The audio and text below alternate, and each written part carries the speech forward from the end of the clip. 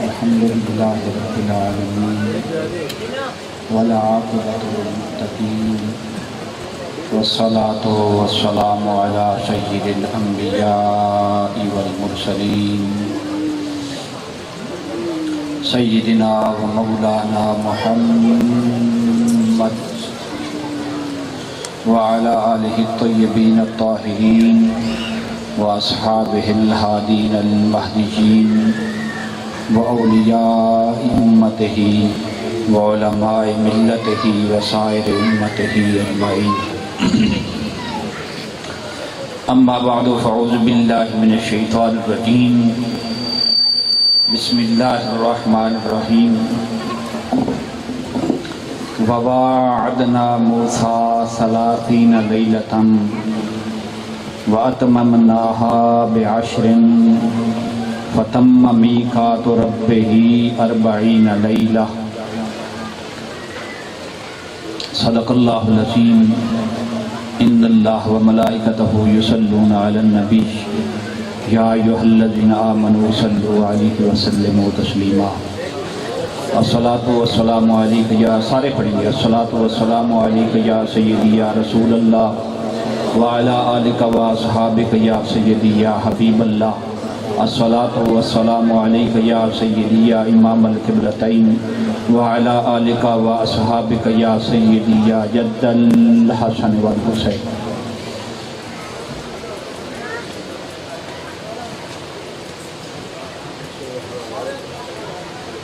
واجب الاحترام معزز و محتشم سامعین حضرات، میں نے انتہائی مختصر گفتگو کرنی ہے۔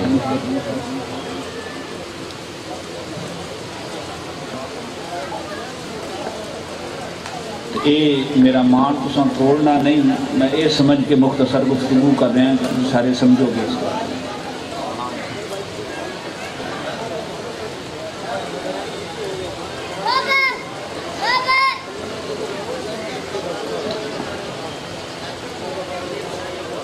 عموماً اردو ادب میں شاعر حضرات 2 لفظ استعمال کرتے ہیں، نثر میں بھی استعمال ہوتے ہیں، ذوق اور شوق۔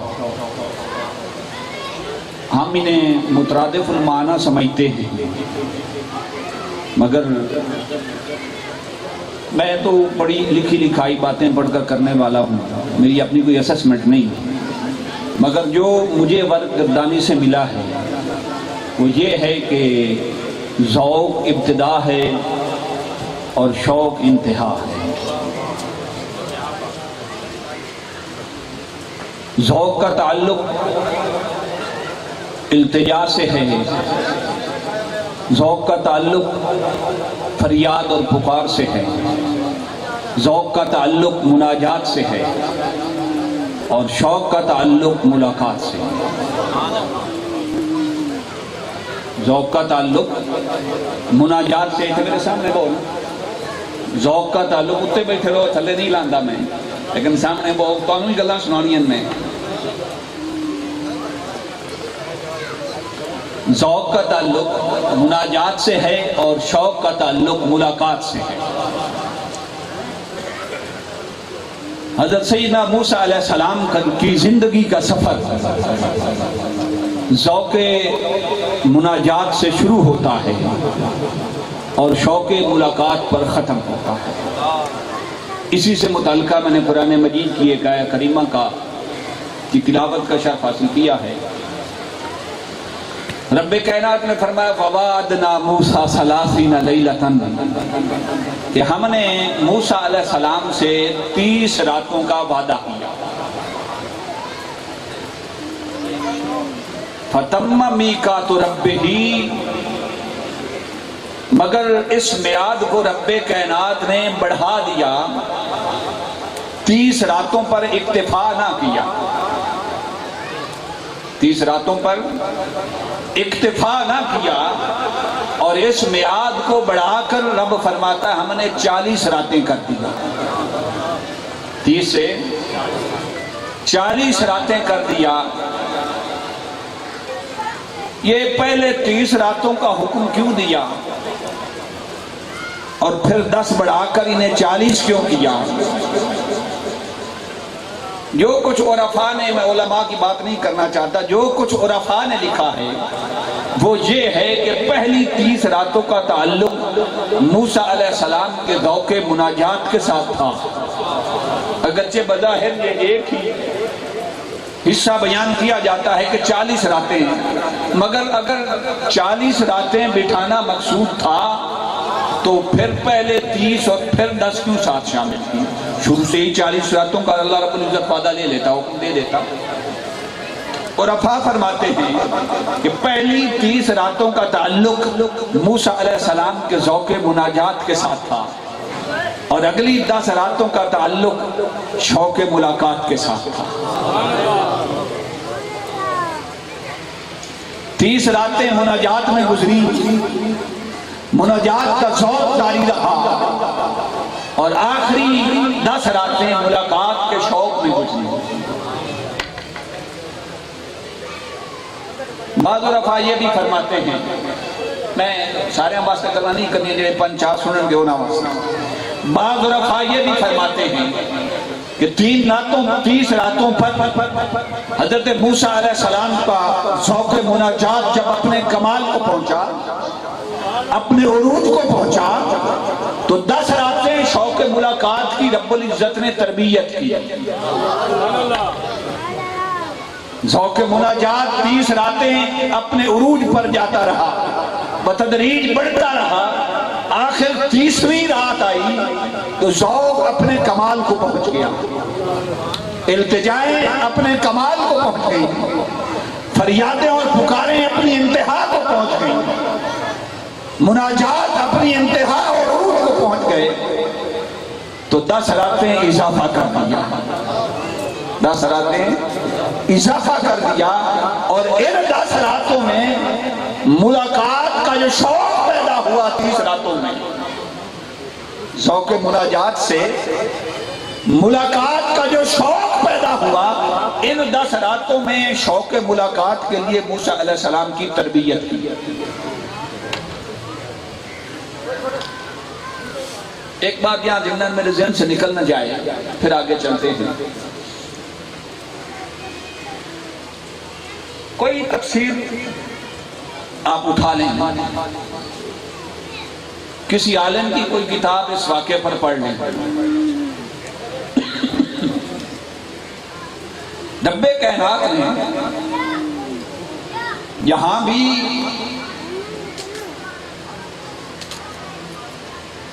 اپنے خاص اور محبوب بندوں کو تربیت کے لیے کچھ دنوں کا حکم فرمایا ہے۔ اس بارگاہ میں راتیں کاؤنٹ ہوتی ہیں، ہم دن کاؤنٹ کرتے ہیں،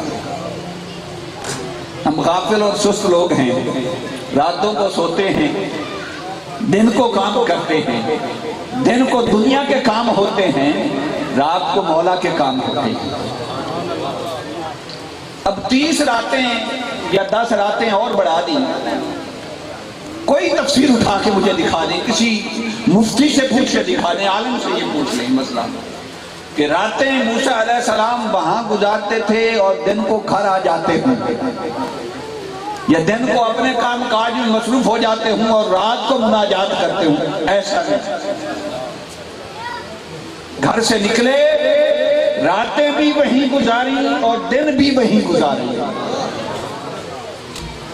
پھر رب کائنات نے 10 راتیں اور بڑھائیں، ان میں 10 دن بھی شامل تھے، مگر رب کائنات نے دن کا ذکر نہیں کیا، دن کو بھی کام یہی کرتے تھے۔ موسیٰ علیہ السلام جو رات کو کرتے تھے، دن کو بھی وہی کام کرتے تھے، وہی مناجات کرتے تھے، تنہا تھے، اکیلے تھے۔ یہ 40 دن اور 40 راتیں کوئی انسان موسیٰ علیہ السلام کے قریب نہیں پھٹکا، مگر اس کے باوجود رب العزت نے رات کو کیوں ترجیح دی، دن کا ذکر کیوں نہیں فرمایا؟ حالانکہ ایسا ہونا چاہیے تھا کہ اللہ فرماتا 30 دن اور 30 راتیں، پھر 10 دن اور 10 راتیں اور بڑھائیں. ہم تو راتوں کا تذکرہ ہی نہیں کرتے، ہم تو دن گنتے ہیں. دنیا والے ہیں نا، دن گنتے ہیں، راتیں نہیں گنتے. وہ مالک کی لو، مالک کے ساتھ لو لگانے والے راتیں گنتے ہیں، دن شمار نہیں کرتے. 30 راتیں، راتوں کا ذکر کیوں کیا؟ اس لیے کہ رات صرف اور صرف رات، جس کا نام رات ہے، یہ صرف اور صرف مناجات کے لیے ہوتی ہے. رات کافی عربی رل گیا ہے. رات مناجات کے لیے ہوتی ہے، دن اور کام کاجوں کے لیے ہوتا ہے. رات کو محبوب سے ملاقات ہوتی ہے، محبوب سے مناجات ہوتی ہے، ایک تنہائی ہوتی ہے، خلوت ہوتی ہے. اور اس تنہائی اور خلوت میں جب انسان انہماک، استغراق اور استہلاک کی کیفیت کو پہنچتا ہے، تو رات کی تنہائی میں ایک انسان ہوتا ہے، ایک اس کا محبوب ہوتا ہے. وہ راتوں میں مناجات کے ذریعے محبوب سے ملاقات بھی کرتا ہے، مناجات بھی کرتا ہے. مناجات پہلے سے ہی، ملاقات بعد میں سے ہی. مگر یاد رکھیں، رب العزت کو راتیں پسند ہیں. راتوں میں بڑا راز رکھا ہے. راتیں ساری صافی صاحب نے پڑھ دے پائے سن سیف الملوک میں آندھی نہیں سدھے پوٹے شیر. راتیں ساری کر کر زاری، نیند اکھیں دی دھوندے. یہ میاں صاحب نے اسی رات کی بات کی ہے. راتیں ساری کر کر زاری، نیند اکھیں دی دھوندے. فجری ویلے اوگنہار کہاں میں سب تھی نیمیں ہوندے. کہ وہ جو راتوں کو مناجات کرتے ہیں، زاری کرتے ہیں، گر گڑاتے ہیں، یار کو مناتے ہیں. جب فجر ہوتی ہے، سورج طلوع ہوتا ہے، پھر سارے جاگ جاتے ہیں. پھر سارے جاگ جاتے ہیں تو راتوں کو یار سے ملنے والے دن کو لوگوں کو بڑے معصوم نظر آتے ہیں. اللہ سے نہ گتنا، رات کو محبوب سے ملاقات کرنے والے دن کو لوگوں کو بڑے معصوم نظر آتے ہیں. فجری ویلے اوگنہار کہاں میں سب تھی نیمیں ہوندے. 10 راتیں اور بڑھائیں. ان 30 راتوں میں کیا ہوا؟ توجہ کیجئے، میں اختصار کے ساتھ چلنا. عرفاء فرماتے ہیں کہ 30 راتیں موسیٰ علیہ السلام نے لگائیں، اور جب تیسری رات آئی، 30ویں رات کے اختتام تک ان 30 راتوں میں موسیٰ علیہ السلام اپنے افعال کو اپنے آپ سے جدا کر چکے تھے. اپنے افعال کو اپنے آپ سے جدا کر چکے تھے، اپنی صفات کو اپنے آپ سے جدا کر چکے تھے. بلکہ بعض عرفاء نے لکھا ہے کہ ان 30 راتوں میں اپنی ذات کو اپنے آپ سے جدا کر چکے تھے. اور یہ 30 راتیں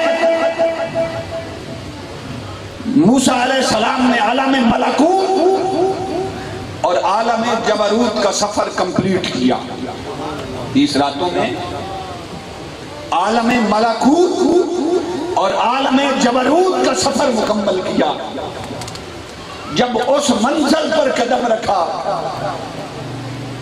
جس منزل پر، جس مقام پر موسیٰ علیہ السلام کے ساتھ نہ ان کے افعال تھے، نہ ان کی صفات تھی، نہ ان کی ذات تھی. عالم ملکوت بھی پیچھے رہ گیا تھا، عالم جبروت بھی پیچھے رہ گیا تھا. اب اس مقام پر قدم رکھا تو ایک صدا آئی. اختصار کے ساتھ ایک صدا آئی. قرآن کہتا ہے فَلَمَّا يَا مُوسَىٰ لِمِيقَاتِنَا. جب موسیٰ علیہ السلام نے وہ مقرر کردہ میعاد جو راتوں کی تھی پوری کر لی، وقت آ گیا. کَلَّمَهُ رَبُّهُ. اب 30 راتوں کے بعد جب افعال، صفات، ذات موسیٰ علیہ السلام سے جدا ہو چکے تھے، عالم ملکوت اور عالم جبروت کا سفر مکمل کر چکے تھے۔ اب ایک غیب سے آواز آئی، اب ایک غیب سے آواز آئی۔ اسی آئیے نا ملن سمجھان واسطے گل، شکوہ نہیں، ملن آئیے نا تو پیر صاحب نہ ملن، یا بلائیے تو ایک دفعہ جواب نہ ملے تو رس کر لیں۔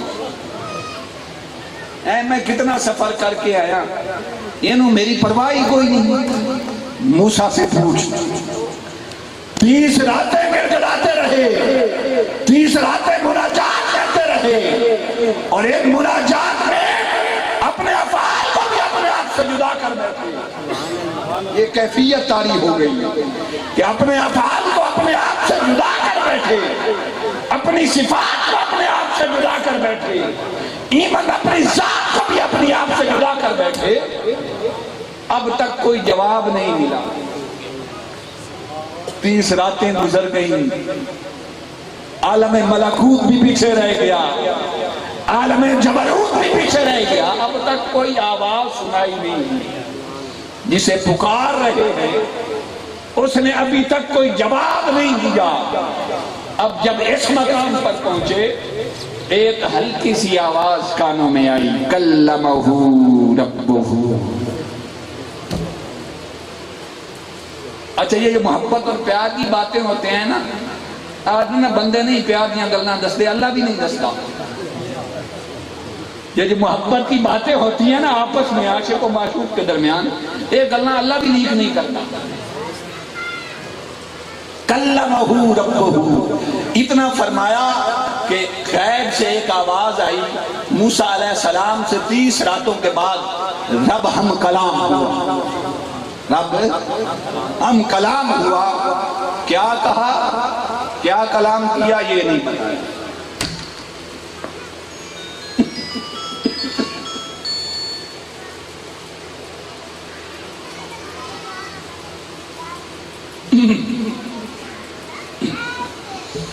کلمہ ربہ، اللہ ہم کلام ہوا۔ جب کانوں میں آواز پہنچی محبوب حقیقی کی، اتنی بھلی لگی، اتنی آواز وہ سریلی لگی، موسیٰ علیہ السلام کی سماعتوں میں اس آواز نے وہ حلاوت اور وہ مٹھاس بولا، مچل گئے، مچل گئے۔ اس حلاوت اور مٹھاس نے اندر شوق ملاقات کا جذبہ پیدا کر دیا کہ 30 راتوں کی مناجات کے بعد جس کی ایک آواز اتنی بھلی ہے، جس کی آواز میں وہ مٹھاس اور حلاوت ہے کہ میرا انگ میرا تار تار جسم کا الگ الگ ہے، بھلا جس کی آواز اتنی سریلی ہے وہ خود کتنا سونا ہوگا۔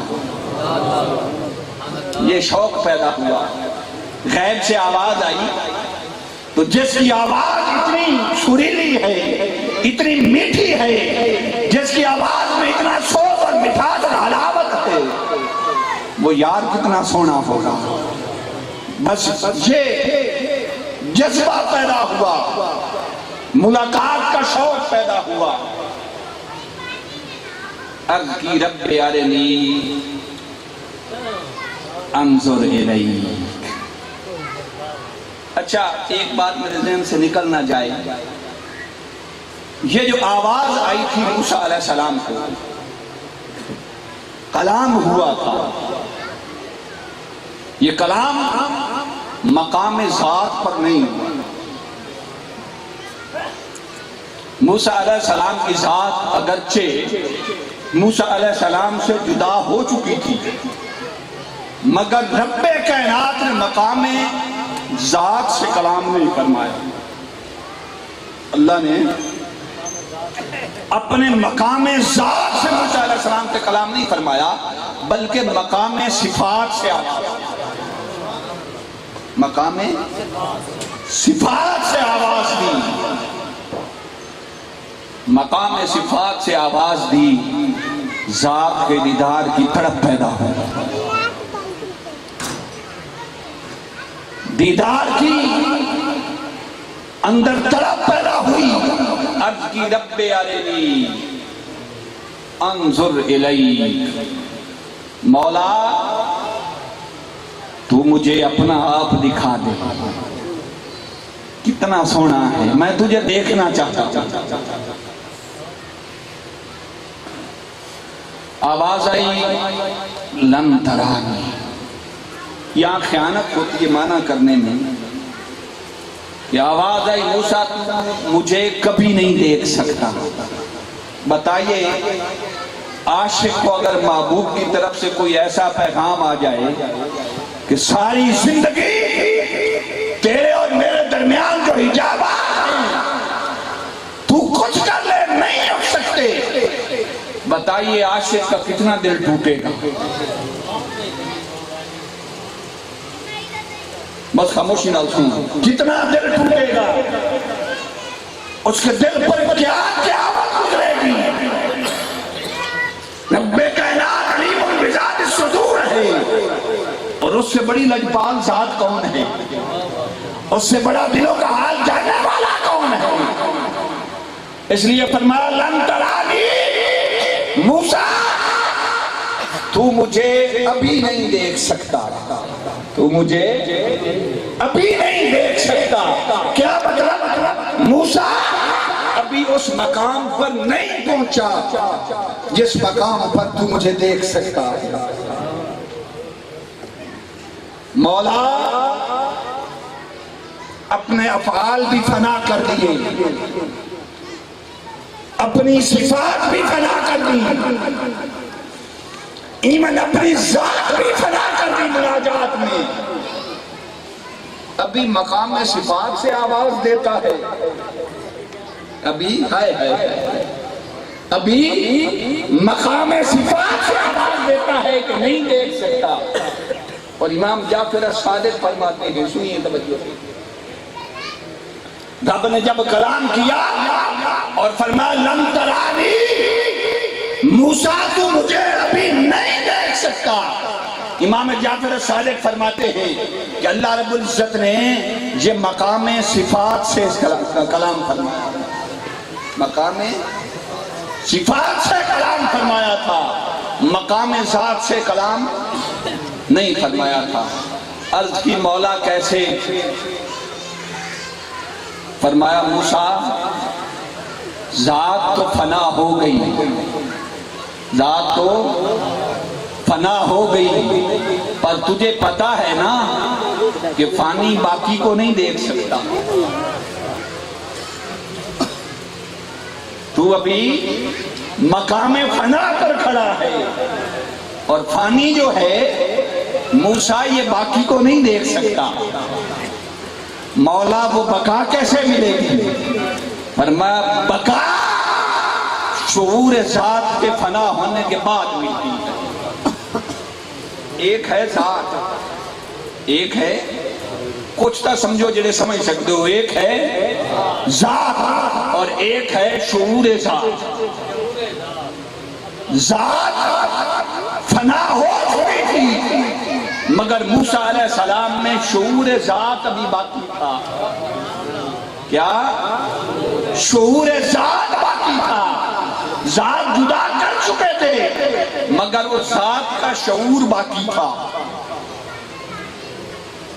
اور اس کا اشارہ ہمیں موسیٰ علیہ السلام کی اسی صدا سے ملتا ہے کہ رب ارنی، مولا تو دکھا، کیا؟ مجھے، تو دکھا مجھے اپنا آپ۔ یعنی یہ جو فرمایا ارنی کی جو یا ہے، یا متکلم ہے، یہ موسیٰ علیہ السلام کے شعور ذات کی طرف اشارہ کرتی ہے کہ مجھے دکھا۔ کیا مطلب؟ یہ جو کہا مجھے دکھا، ابھی شعور ذات باقی تھا۔ یہ جو مجھے کہا، یہ مجھے لفظ یاد متکلم ہے، یہ بتاتی ہے کہ شعور ذات باقی تھا۔ رب فرمایا نہیں، تجھے اپنا بھی شعور ہو اور مجھے بھی دیکھے، دو میں گلہ نہیں ہو سکتی ہیں۔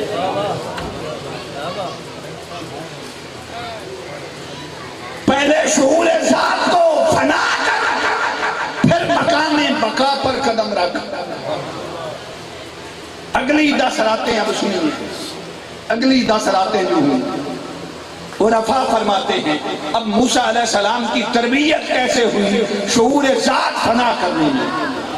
اگلی 10 راتیں شعور ذات فنا کرنے میں لگی، اور شعور ذات موسیٰ علیہ السلام کا جب تک فنا نہ ہوا تب تک تجلی نہیں ہوئی، تب تک۔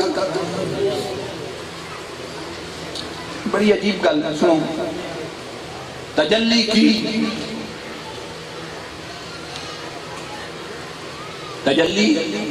کی وہ 10 راتیں موسیٰ علیہ السلام، آخری 10 راتیں۔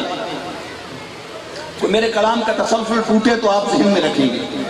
10 راتیں آخری موسیٰ علیہ السلام کا سفر عالم لاہوت اور عالم ہاہوت کا تھا۔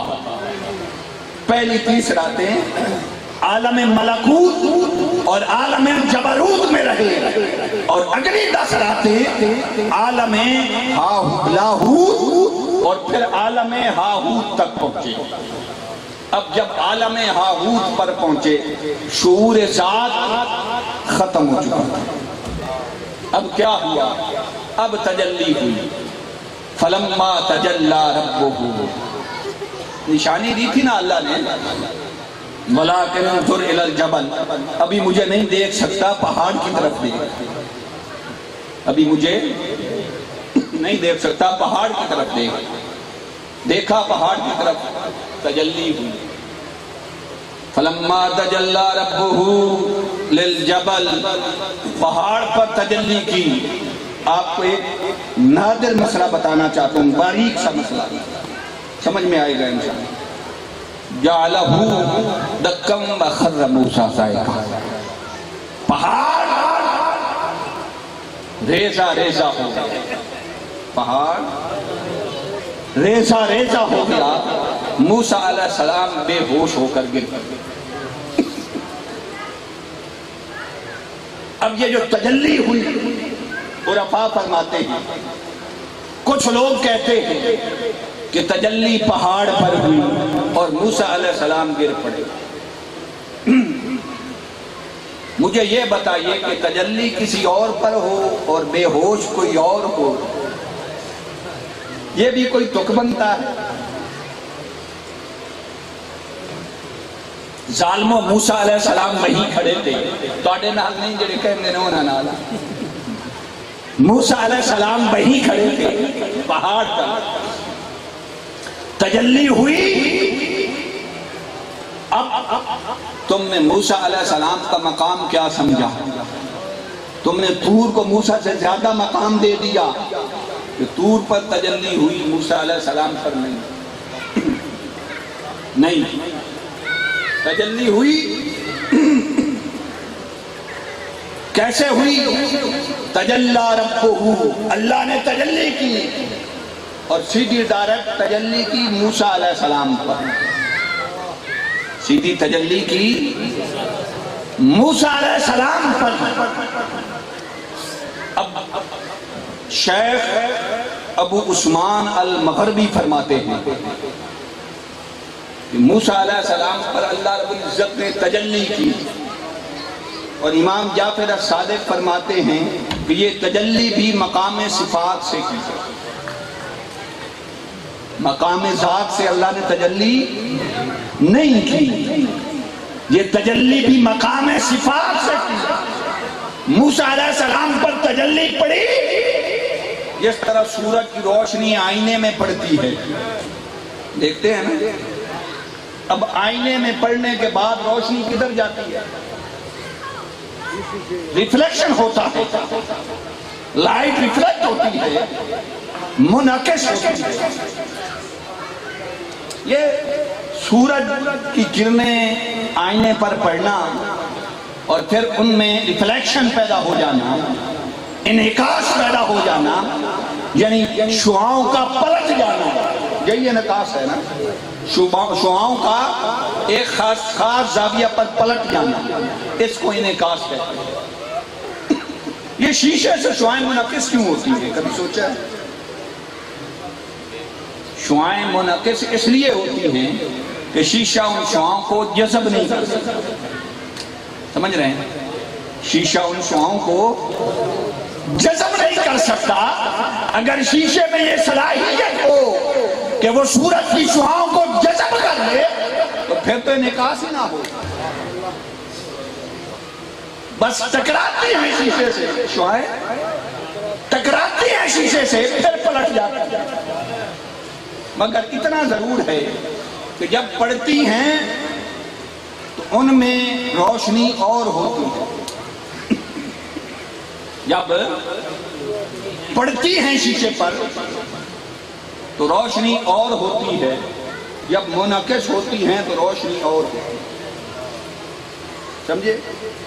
جب سورج سے پڑتی ہیں شعائیں تو ان میں روشنی بہت زیادہ ہوتی ہے، کبھی اندازہ لا لے ڈائریکٹ سورج سے شعائیں آ رہی ہیں اور آنکھیں کھول کے ادھر دیکھیں، پھر شیشے میں ریفلیکٹ ہو رہی ہیں، پھر انہیں دیکھیں تو جو شیشے سے ریفلیکٹ ہو کر جاتی ہیں ان میں روشنی بہت زیادہ کم ہوتی ہے، یہ تو عام تجربہ ہے۔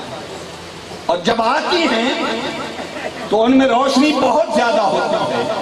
اس کا مطلب یہ ہے کہ کچھ نہ کچھ شیشہ روشنی اپنے اندر جذب کر لیتا ہے، اور جو روشنی، بڑی گل کر رہے ہیں، جو روشنی اس کے جذب سے بچ جائے، جو روشنی اس کے جذب سے بچ جائے وہ ریفلیکٹ ہوتی ہے۔ اللہ رب العزت نے تجلی کی موسیٰ علیہ السلام پر، مقام صفات سے بے ہوش ہو کر گر پڑے۔ امام جعفر صادق فرماتے ہیں کہ یہ تجلی مقام صفات سے تھی، اگر اللہ مقام ذات سے تجلی کرتا تو موسیٰ علیہ السلام لا شے ہو جاتے، موسیٰ علیہ السلام لا شے ہو جاتے، کچھ نہ بچتا، جل جاتے۔ مقام صفات سے تجلی کی ریفلیکٹ ہوئی، جتنی جذب کر سکتے تھے اتنی جذب کر گئے۔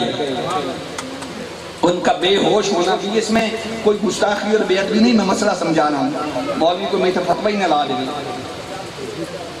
تجلی پڑی، جتنی جذب کر سکتے تھے اتنی جذب کر گئے۔ اب جب اس جاذبیت کی ایک حد تھی، لیمٹ تھی، اس جاذبیت کی حد سے روشنی بڑی، موسیٰ علیہ السلام بھی ہوش۔ ایسے ہی بنتا ہے مسئلہ، سمجھے لو کہ جب لیمٹ کراس کی، جاذبیت کی لیمٹ کراس کی تو وہ تو بے ہوش ہو کر گر پڑے۔ موسیٰ علیہ السلام کا دراصل بے ہوش ہونا یہ جاذبیت کی لیمٹ کے ختم ہونے کی دلیل ہے۔ بے ہوش کیوں ہوئے؟ کہ ساری تجلی جذب نہیں کر سکے، جب لیمٹ سے بڑی وہ بے ہوش ہو گئے۔ اب جو بچی کھچی تجلی تھی، بچی کھچی تجلی وہ طور پہ پڑی اور طور ریزہ ریزہ، سمجھیں؟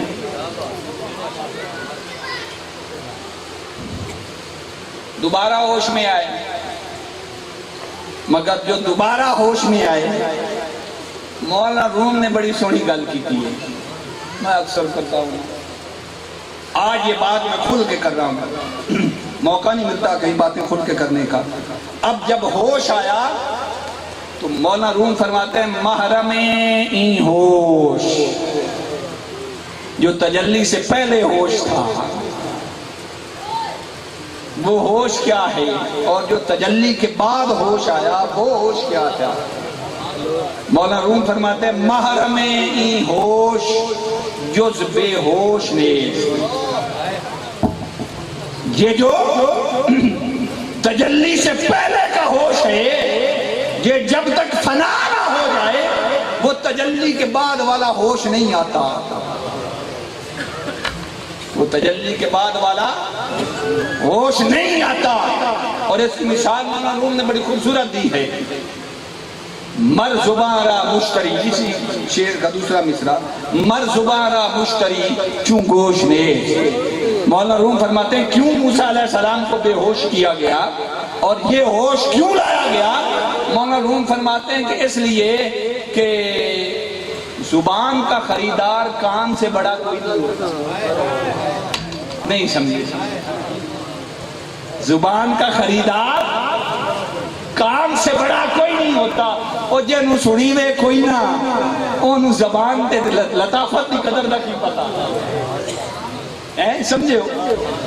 اور جسے کچھ سنائی نہ دے اسے کیا پتا کہ قوت گویائی کیا ہے؟ مولانا روم فرماتے ہیں کہ جس طرح زبان کا سب سے بڑا خریدار کان ہے، کان سے بڑا زبان کا خریدار کوئی نہیں، اسی طرح وہ جو ہوش تھا وہ موسیٰ علیہ السلام کا جاتا رہا، اب وہ ہوش آیا جس ہوش کے ذریعے توجہ، اب وہ ہوش آیا جس ہوش کے ذریعے پانی نے نہیں، پانی نے نہیں، اب اس ہوش کے ذریعے باقی نے باقی کو دیکھا، اس ہوش نے گفتگو لمحی ہوئے تو ہوتی پئی ہے، کوئی کہا نہیں میں گل مکا کے چھڑنے، تو فانی نے باقی کو نہیں دیکھا، باقی نے باقی کو دیکھا۔ چلو اختصار چل پونے ہیں، باقی نے یہ یوں سمجھ لیں شعور ذات فنا ہوا، شعور ذات فنا ہوا، اب یہ جو دل تھا قلب موسیٰ، یہ جو دل تھا یہ بے ہوشی کے بعد آنکھ بن گیا،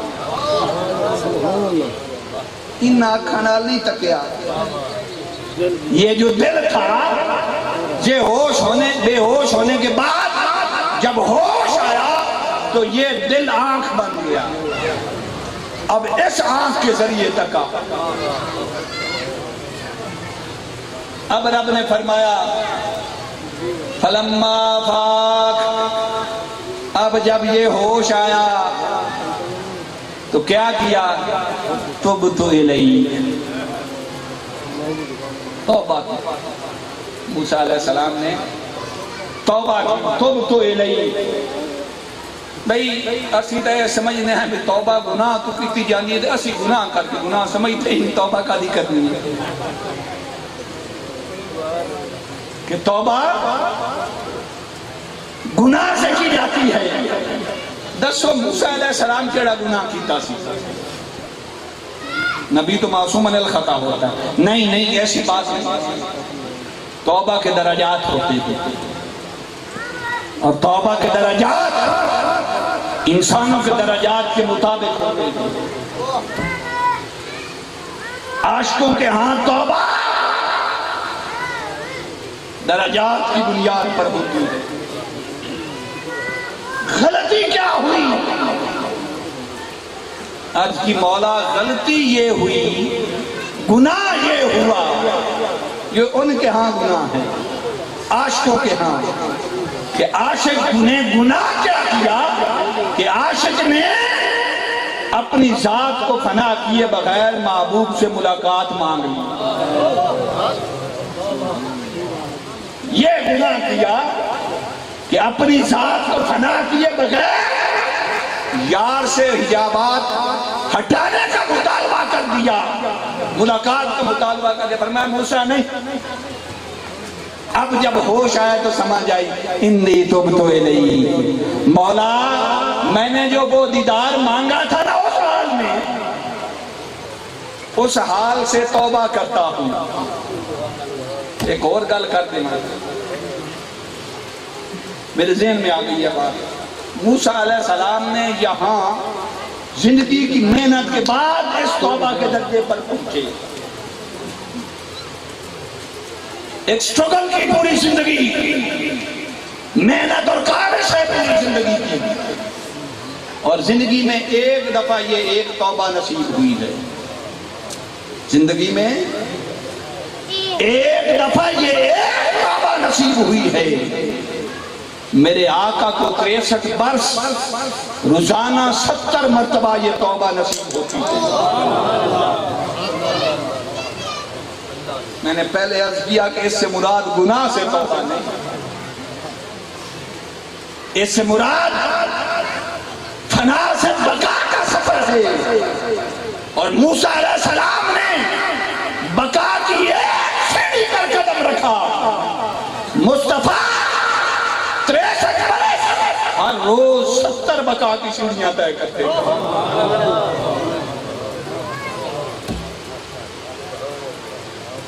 اتنی سیڑھیاں ہن جڑے ہے ملاں کہندے نے ساڈے ورگے بشر سن، پوچھو نہ کو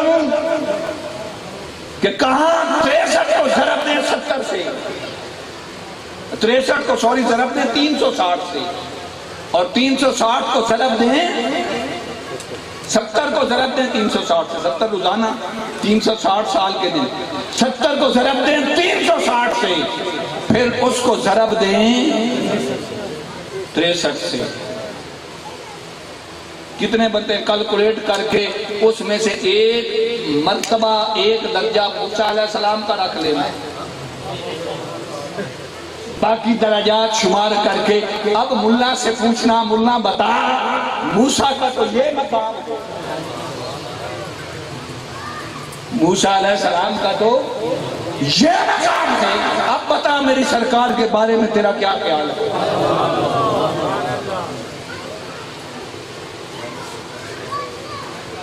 آگے چلتے ہیں۔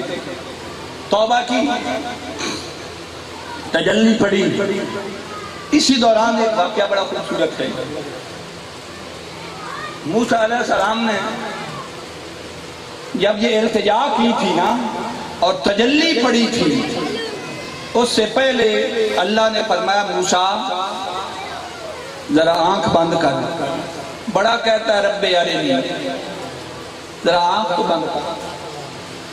حضرت عثمان المغربی فرماتے ہیں آنکھ بند کی تو موسیٰ علیہ السلام ایک طور پر کھڑے تھے، 70,000 طور نظر آئے۔ کتنے؟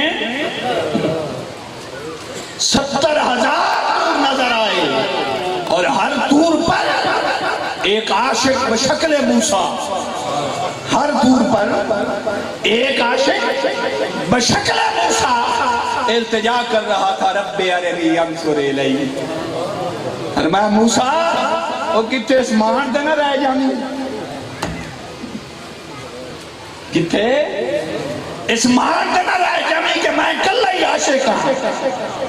دیکھ 70,000 طور اور تیرے جیسے 70,000 عاشق کھڑے ہیں، ابھی ان کی باری بھی آنی ہے۔ خیر بات ختم کرتے ہیں، وقت کافی گزر چکا ہے، میں نے تقریر دا ٹائم ہی کدی کدی رب دے پھر ساری کسر کر لینا اگلی پیچھے۔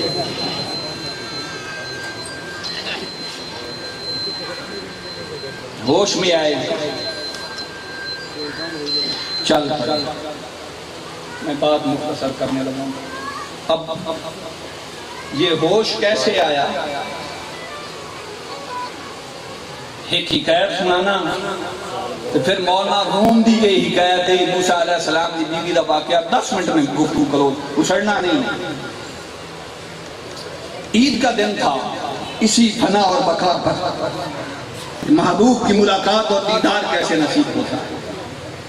عید کا دن تھا، ایک مجذوب راستے میں بیٹھا تھا، عیدگاہ کے راستے میں ایک مجذوب بیٹھا تھا۔ لوگ عیدگاہ عید پڑھنے گئے، جب عید پڑھ کے واپس پڑھتے وہ مجذوب بیٹھا تھا، مجذوب آ کے اساں عید کڑھا، سمجھ رہے ہیں؟ مجذوب نے پوچھا ان لوگوں سے سائیں عید کہاں ہے؟ اب وہ جو مجذوب تھا وہ اگلے ہوش والا تھا، وہ اگلے ہوش والا تھا اور یہ پچھلے ہوش والے تھے۔ تو پچھلے ہوش والوں کو اگلے ہوش والوں کی کیا خبر؟ تو وہ ہنسے کہنے لگے مجذوب ہے، دیوانہ ہے، اسے خبر ہی نہیں کہ عید کب آتی ہے، عید کب آتی ہے۔ وہ ہنسے اور کہنے لگے سے عید تے حج پڑھ کے آندے پہ ہیں، بلا پوچھ دو عید کڑا ہے۔ مجذوب آ گیا تو سی جاؤ۔ اب وہ گزرے تو پیچھے سے خواجہ غلام فرید گزر پڑے۔ مجذوب نے کہا سائیں تسی جڑا ساؤ، تسی تے فقیر ہو، عید کڑا ہے۔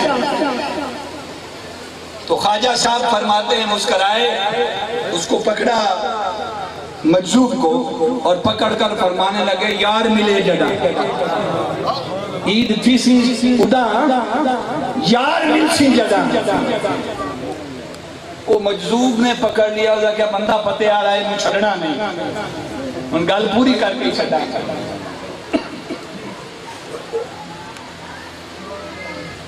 مجذوب کہنے لگا سائیں عید ہو سی ادا یار مل سی جدا پر یار مل سی کدا، یار مل سی کدا۔ خواجہ صاحب کی آنکھوں میں آنسو آ گئے، فرمایا یار مل سی ادا اے میں مر سی جدا، یار مل سی ادا اے میں مرسی جدا۔ جو میں نے تقریر کی ہے اس کا یہ خلاصہ ہے، یار مرسی جدا اے میں مرسی جدا۔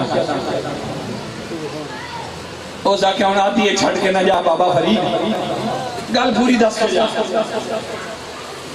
مجذوب پر کیفیت تاری ہو گئی، رونے لگا، کہنے لگا سائیں سمجھ نہیں آئی، یار مرسی جدا اے میں مرسی جدا پر اے میں مرسی کدا، اے میں مرسی کدا۔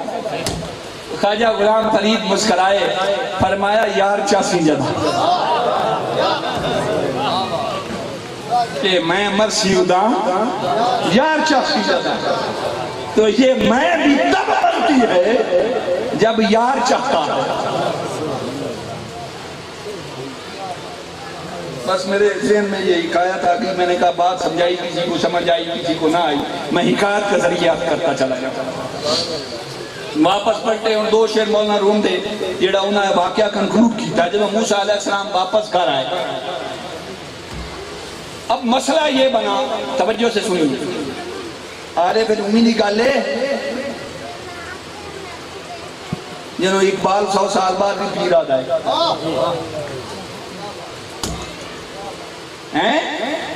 اور یار مولانا روم دے مقام نو سمجھن واسطے اتنا ہی کافی ہے بھئی اقبال ورگے وہ دے مرید ہیں۔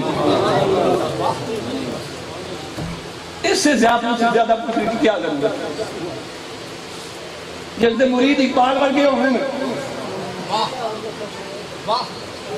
یہ تو پھر کوئی اقبال کو پوچھے نا روم کون سی؟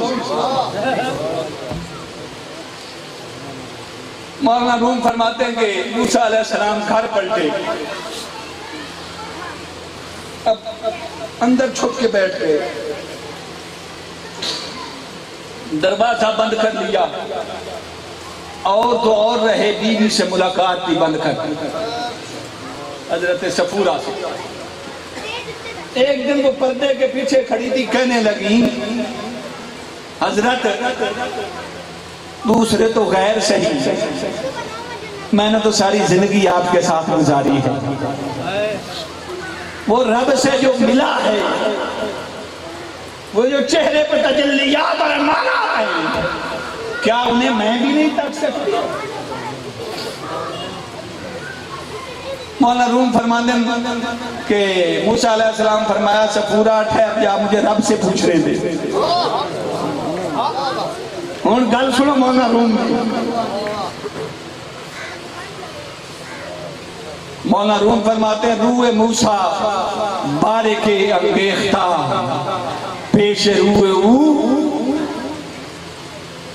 برا آویختہ۔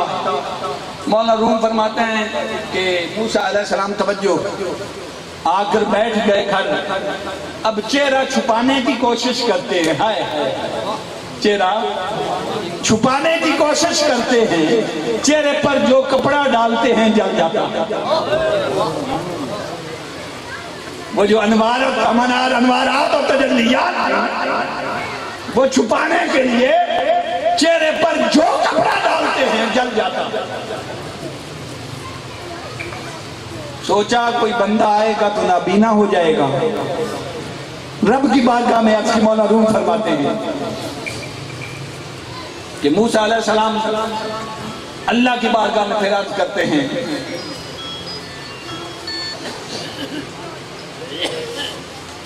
اوز حق درخواستہ تا تو برا گردد آنور کبیرہ سا تیرا۔ عرض کرتے ہیں مولا دنیا کا جو کپڑا ڈالتا ہوں جل جاتا ہے،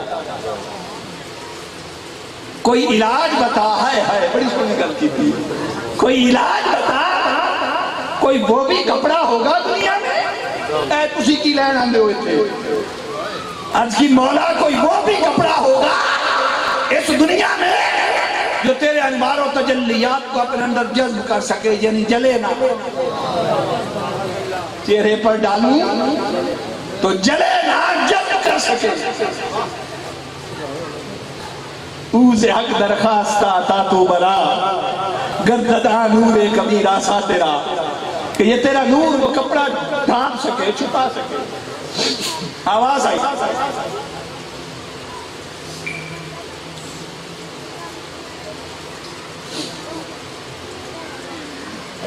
اللہ کی طرف سے جواب ملا،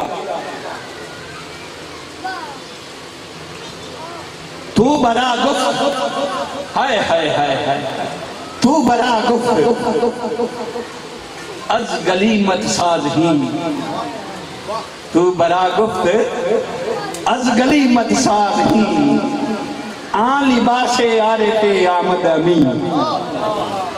معلوم فرماتے ہیں اللہ کی طرف سے جواب آیا موسیٰ، ہائے ہائے ہائے ہائے، وہ جو تو دور پہ میرے پاس آتا تھا نا، وہ جو کمبل اوپر اوڑھ کے آتا تھا، ہائے ہائے ہائے، وہ جو لباس پہن کے آتا تھا نا، یہ عارفوں کے جو لباس ہوتے ہیں رب ذوالجلال کی تجلیات اور انوارات کے امین، سوائے عارف کے جسم سے لگنے والے کپڑے کے، ہائے ہائے ہائے، بڑی غلطی کی عادت کہ رب نے فرمایا کہ موسیٰ سوائے عارف کے جسم سے لگنے والے کپڑے کے دنیا کا کوئی کپڑا میرے تجلیات کتاب نہیں لا سکتا۔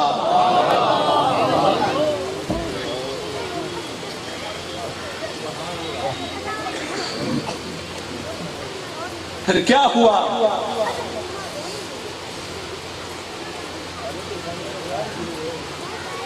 فرمایا موسیٰ جب تو میرے پاس آتا تھا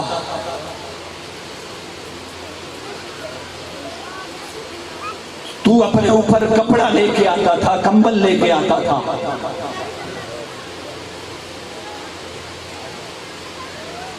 تو برا از نور صبر یافتہ، وہ جو کپڑا اپنے اوپر رکھتا تھا نا تو اوپر سے میری تجلیات پڑتی تھی،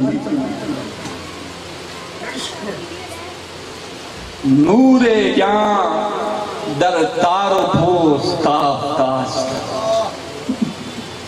فرمایا تو اوپر کپڑا کر کے آتا تھا نا تو میری تجلیات پڑتی تھی، وہ تیرا کمبل، وہ تیرا لباس ان تجلیات کو اپنے اندر جذب کرتا تھا، محو کرتا تھا، انہیں اپنے اندر لے لیتا تھا، اور وہ جذب کی کیفیات اسے بھی نصیب ہوتی رہی۔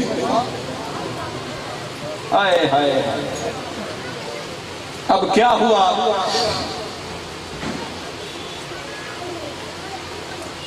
اب کیا ہوا؟ اب کیا ہوا؟ بز ہواؤ، ہائے ہائے ہائے ہائے، بز ہواؤ عشق، جب کپڑا ڈال لیا نا تو بز ہواؤ عشق از نور رشاد، خود سفورا، گل خیال نال سنیں، خود سفورا ہر دو دیدہ باد دا، کپڑا ڈال لیا، اب وہ کپڑے سے نکل کر ہائے ہائے ہائے، اب دروازہ کھلا، کپڑا چہرے پہ ڈال رکھا تھا، تو اس کپڑے سے مولا روم فرماتے ہیں کہ اللہ کے عشق اور مستی کی کچھ کیفیات تھی جنہوں نے صفورہ کو دیوانہ کر دیا۔ ابھی چہرہ نہیں دیکھا تھا، دیوانہ کر دیا۔ تو حضرت صفورہ نے کیا کیا؟ کہنے لگیں کہ اللہ کے کلیم میرے پاس اس سودے کے لیے اور تو ہے کچھ نہیں، ہائے ہائے، خود صفورہ ہر دو دیدہ باد داد، کہنے لگی یہ دو آنکھیں صدقہ کر سکتی ہیں یار کا جلوہ کرنے کے لیے، یہ جو دو آنکھیں ہیں یہ صدقہ کر سکتی ہیں۔ واہ، مولانا روم فرماتے ہیں جب صفورہ تیار ہو گئی، جب صفورہ تیار ہو گئی تو کیا ہوا؟ اولاً بربست، اولاً بربست چشمش پدید، ہائے ہائے ہائے ہائے، عشق بڑیاں گلنا سکھاندہ ہے۔ کہنے لگی موسیٰ علیہ السلام سے عرض کرنے لگی کہ سنا ہے جو دیکھتا ہے اس کی آنکھوں کی بینائی چلی جاتی ہے، تو دل تو چاہتا تھا کہ دونوں آنکھوں سے دیکھوں، پر دونوں سے دیکھا تو دونوں چلی جائیں گی، اب جی یہ چاہتا ہے کہ ایک سے دیکھوں وہ صدقہ کر دوں، ایک کے ہاتھ رکھ دوں، پھر دوسری بار یار کو دیکھنے کے لیے دوسری کو۔ اولاً بربست، پہلے اولاً بربست چشم بدید، ایک آنکھ پر ہاتھ رکھا، ایک صدقہ کر دیا، نور روئے چشمش پری، تجلی پڑی، تجلی پڑی، آنکھ چلی گئی، بینائی صدقہ ہو گئی۔ ہائے ہائے ہائے، کل سنو دو شیر رندن کالے تسی بڑے بیٹھے ہو۔ جب ایک آنکھ کی روشنی چلی گئی، بینائی چلی گئی، تو اب کیا ہوا؟ مولانا روم فرماتے ہیں ہائے ہائے ہائے، بعد اتنا صبرش نما دو وہاں دکھا، ہائے ہائے۔ مولانا روم فرماتے ہیں کہ جب ایک آنکھ سے یار کا جلوہ دیکھا اور وہ آنکھ صدقہ کی، اب صفورہ کے صبر کا پیمانہ لبریز ہو گیا، اب صبر نہ کر سکی، کیفیت بڑھ گئی، اب صبر کا جب بندن ٹوٹ گیا، بعد ازاں صبرش نما تو وہاں دیگر، صبر کا پیمانہ ٹوٹ گیا، تو مولانا روم فرماتے ہیں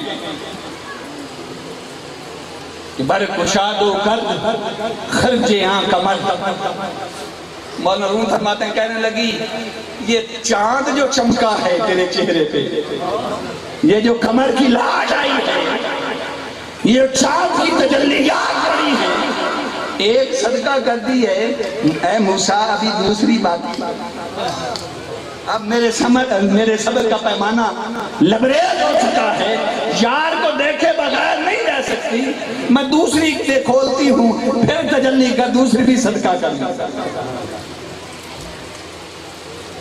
آنکھ کھولی، ایک کی روشنی جا چکی تھی، پھر تجلی کی، دوسری بھی جاتی گئی، دو گلاں جڑیاں پھر حضرت صفورہ دے سہیلیاں نے آ کے کیتیاں گل ختم کرنے ہیں۔ جب دونوں آنکھیں دے بیٹھے تو سہیلیاں ہائے ہائے ہائے. وہ کہنے لگی پس زنش، مولانا روم فرماتے ہیں پس زنے گفتش، پس زنے گفتش. وہ آ کر کہنے لگی کہ اے صفورہ پس زنے گفتش چشم اب کہنے لگی او صفورہ کملی پگلی جیڑیاں سونیاں تیریاں اکھاں سن. ہائے ہائے ہائے اسی تے سکڑیاں سن ایڑیاں سونیاں ساڑیاں نہیں سن تے تیریاں اب کری جیڑیاں اکھاں سن اب ہری جیڑیاں اکھاں سن او تو صدقہ کر چھڑیاں. پس زنے گفتش چشمے اب ہری. جواب کیا ملا کہ دستت رفت حسرت میں خوری. کہنے لگی جب یہ ضائع ہو گئی تھی تو صفورہ اب تجھ میں ان آنکھوں کی حسرت نہیں پیدا ہوئی کہ کاش وہ آنکھیں سلامت. ہائے ہائے ہائے ہائے میں نے آنکھیں گوا دی، کاش وہ آنکھیں میری سلامت ہوتی. اتنی خوبصورت آنکھیں کا سمجھ منگول ختم، اتنی خوبصورت آنکھیں تھی، کاش میری آنکھیں سلامت رہتی. توجہ گل نہ منع جائے، آخری گل انہیں پیغام. تو حضرت صفورہ نے جواب دیا ہائے ہائے ہائے، فرمایا ہاں ہے دکھ ہے حسرت، حسرت ہے پر حسرت اور ہے. کہنے لگی حضرت صفورہ کہنے لگی کہ حسرت تو مجھے بڑی ہے کہ دو اب ہری آنکھیں تھیں وہ صدقہ ہو گئی. پر کہنے لگی گفت صفورہ کہنے لگی گفت ان سے کہنے لگی حسرت میں خرم کے 100,000. ہائے کہتی ہیں حسرت یہ نہیں کہ ضائع ہو گئی، حسرت یہ ہے کہ کاش 2 تھیں 1,00,000 ہوتی. 100,000 1,00,000 آنکھیں ہوتی.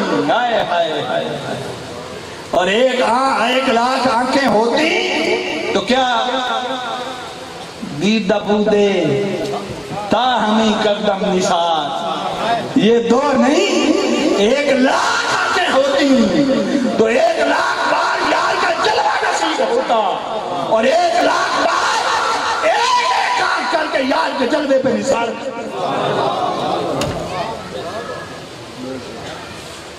بس گل ختم. میں تو لگا رہے آتے پتہ نہیں کی ٹائم ہو جائے گا. گل ختم